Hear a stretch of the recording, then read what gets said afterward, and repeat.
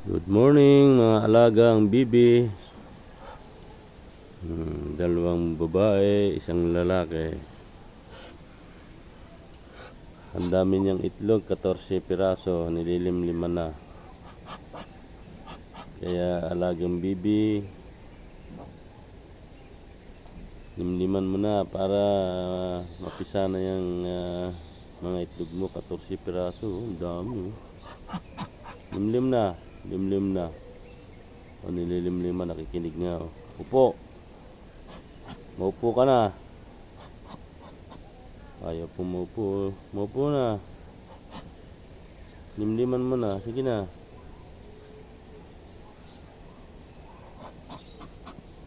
Maupo ka na.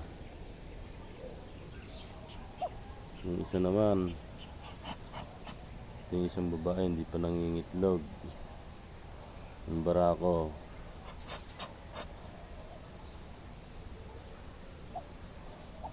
Ito naman yung nangitlog na 14 ang itlog.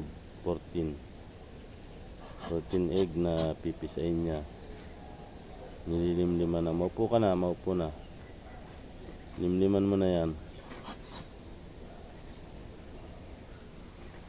Dito naman sa likod ng bakuran ko, nagtanim tayo ng mga sili, talong.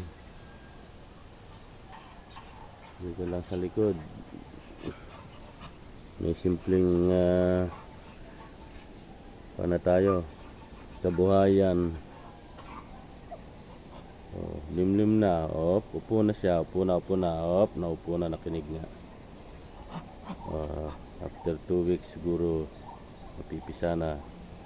Ganito lang po ang pagbibreeder ng pato. Kasi ang pato kusang naglilimlim. Kahit hindi mo na ilagay sa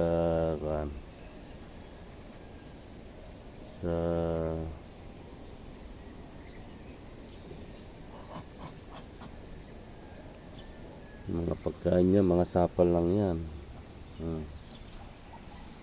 Marami pa tayong tataniman dito sa likod.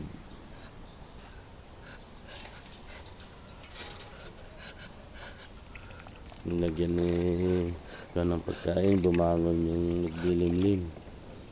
So ayun,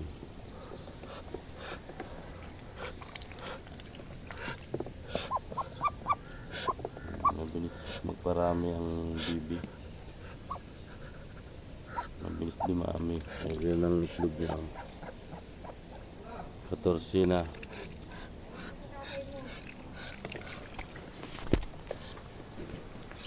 Tanim pa tayong mga sili.